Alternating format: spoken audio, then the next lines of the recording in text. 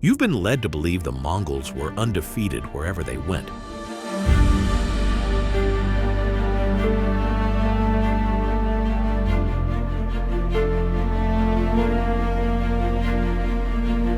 But that isn't the complete truth. For much of the 13th century, Mongol forces produced results so consistent that resistance started to look like a mistake people made right before they disappeared. They didn't fight wars the way other empires did. Entire regions learned to read a Mongol advance the way you read a natural disaster. There was no stopping it, only surviving it. However, there were some regions that survived this disaster and even came out stronger. This is the story of 3 Mongol defeats that changed history: Japan, Egypt, and India. To understand the defeats, you first need the win pattern. The Mongols fought with speed that most states couldn't match. They could move large forces across long distances quickly, and that alone broke enemy planning. By the time a rival mobilized, the Mongols were already inside their territory, burning supply depots, cutting roads, forcing panicked decisions. They also treated information like a weapon. Scouts didn't just look around. They mapped routes, identified water sources, found weak gates, tracked enemy movement, and reported back fast.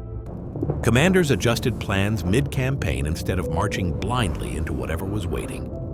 Then there was discipline. Mongol units were trained to operate in coordination. One of their most feared methods was to pull an enemy forward with a controlled withdrawal, stretch their formation, then turn and destroy them when they were exposed. The Mongols didn't just rely on battlefield victory. They relied on reputation. If a city surrendered, it might be spared and taxed. If it resisted and fell, it could be made an example. The Abbasid Caliphate was one such example when the Mongols killed up to 2 million people in just one day during the sack of Baghdad. The street became red, and everything else was burned to the ground. Finally, as the empire grew, the Mongols learned how to absorb talent. They didn't conquer and then ignore what they captured. They pulled in engineers, administrators, siege specialists, and logistical systems from conquered societies and used them in the next campaign. That's part of how a steppe force expanded into a multi-continental empire under leaders like Chinggis Khan and his successors, eventually reaching a point where Kublai Khan could launch campaigns using the resources of a vast state. However, the battle tactics that made them invincible everywhere didn't help them in their first defeat in Japan. By the late 1200s, the Mongols under Kublai Khan had defeated the Chinese dynasties to establish the Yuan dynasty that controlled all of China. After consolidating power in China, Kublai Khan sent official diplomatic missions to Japan with the message to recognize the Yuan supremacy and pay tribute, or be ready for facing the wrath of the Great Khan. However, Japan did not reply. Some envoys were ignored, others were detained, none achieved submission. From the Yuan perspective, this was an act of aggression, and they started to make preparations for an all-out war. Korean ports produced ships, Chinese crews manned them, Mongol commanders led them. The first invasion force, launched in 1274, crossed from modern-day Korea toward northern Kyushu. The attacking force was roughly composed of 30,000 to 40,000 men, transported by around 500 to 900 ships, with the same number of ships carrying supplies, weapons, and horses. This was one of the largest fleets the world had ever seen at that point. The goal was to use the winning formula of speed by landing quickly, overwhelming resistance, and forcing submission before Japan could organize a coordinated response. They landed near Hakata Bay and succeeded initially, but before the invasion force could secure a stable foothold, a storm struck, killing more than half of the fleet, destroying food and supplies, including hordes of horses that were still on the ships. These massive losses, combined with a logistical nightmare, led the Mongol command to order a withdrawal. What happened next is often overlooked. Japan did not treat the Mongol withdrawal as a victory. It treated it as a warning. The Kamakura shogunate understood that the next invasion would be larger and more dangerous. Over the following years, Japan reorganized its defenses completely. Samurai forces were permanently stationed along vulnerable coastal zones, especially around Hakata Bay. Defensive works were constructed, including stone barriers designed to prevent cavalry from disembarking easily and to slow infantry landings. The coast was divided into sectors, each assigned to local warrior groups responsible for immediate response. Japan's strategy wasn't to crush the Mongols in open battle. It was to prevent them from ever gaining the foothold they needed to fight at all. In 1281, Kublai Khan returned with a force so massive, it made the first invasion seem like a mere skirmish in comparison.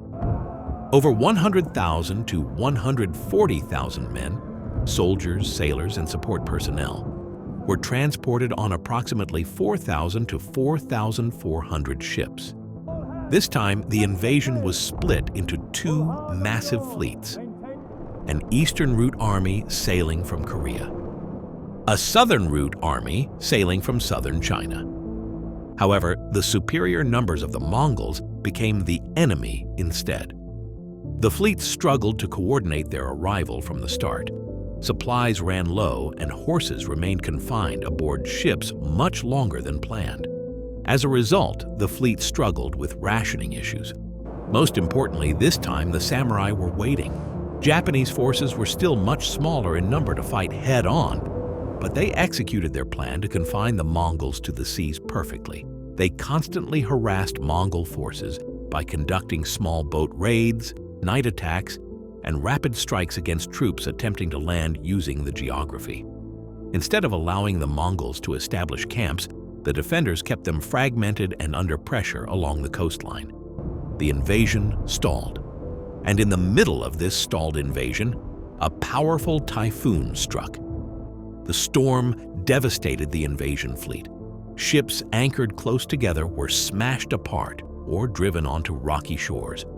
Horses drowned. Supplies vanished. Tens of thousands of men were killed or scattered. Those who survived the storm and reached land faced organized resistance. Samurai units hunted down stranded invaders over the following days, eliminating most of the remaining force. The second invasion did not retreat. It was completely eliminated. Japan did not defeat the Mongols through battlefield dominance alone. It forced them into a form of warfare where their greatest strengths became irrelevant.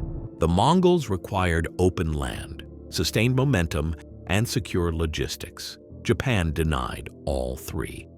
If Japan exposed the Mongols' vulnerability to maritime war, the Battle of Ain Jalut showed that Mongols could also be beaten in their own game with superior military tactics and a disciplined cavalry force that understood how they fought.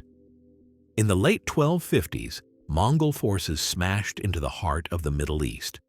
Persia, Syria, Baghdad, and all other Muslim power centers fell to the Mongols. By the time of the Battle of Ain Jalut, the Mongols had taken much of the Muslim world, leaving the Mamluk dynasty in Egypt the only key stronghold of Islam in the West. The Battle of Ain Jalut was supposed to be the final nail in the coffin for the Muslim rulers. However, to the shock of everyone, the opposite happened with the Mamluks becoming the first ones to clinically and comprehensively defeat the Mongols on the battlefield. The Mamluk commander Sultan Qutuz and his second-in-command Baibars knew that they could not afford to fight the Mongols using the same tactics. Mongol forces were known for their ability to lure their enemies into traps, but Baibars devised a strategy that would force the Mongols into an unfavorable situation. The Mongol army, led by Commander Kitbuka, was large, approximately 20,000 to 25,000 men, including cavalry and infantry. Meanwhile, the Mamluk army could only gather 12,000 men. But Baibars, who was leading the Mamluk forces, set up his army in a defensive position on top of a ridge near Ain Jalut. The center of Baibars' army was positioned to appear weak, deliberately drawing Mongol forces in. When the Mongol forces saw the center on top of a ridge, their cavalry attacked the Mamluk army. The Mamluks hid the bulk of their army in forests surrounding the valley in the form of left and right flanks. The Mongols, as expected, took the bait and charged forward, and the Mamluks skillfully launched a fighting retreat while keeping their line unbroken. Once the Mongols were in the open, Baibars ordered the Mamluk left and right wings to swing around and attack from the sides. The Mongols were caught off guard. The Mamluks fought with precision. The Mongol army, which had relied heavily on its cavalry archers and speed, found itself surrounded and overwhelmed. The Mamluk infantry also fought effectively, cutting off the Mongols' ability to maneuver. The Mongol command was disrupted, and Kitbuka, the Mongol general, was killed in the battle. The Mongols retreated, and many were captured or killed. The Mamluks' tactical brilliance had thwarted what had been an almost unstoppable force. In the wake of Ain Jalut, the Mamluks reasserted their control over Syria. Ain Jalut is remembered not only for the military tactics used, but also for what it prevented. The victory preserved Egypt, but more importantly, protected the last key Islamic center of power in the West. This is why Ain Jalut is so often described as the battle that saved Islam. Now for the third defeat, India. India wasn't a single Mongol invasion. It was repeated pressure, a frontier cycle. Mongol forces pushed through the northwest, raided, threatened major cities, and tested the Delhi Sultanate over time. In many regions, that pattern would have ended in a collapse of authority. In North India, it didn't. The Mongol incursions in India began in the 1240s when Genghis Khan began his push into the northwest of the Indian subcontinent. The Delhi Sultanate, under the Khilji dynasty, faced a series of Mongol incursions, especially from the Chagatai Khanate. The Mongols raided Punjab and Saharanpur, two key regions of northern India. By the early 1300s, the Mongols, led by the Ilkhanate, the Mongol Empire in Persia, launched direct attacks on Delhi.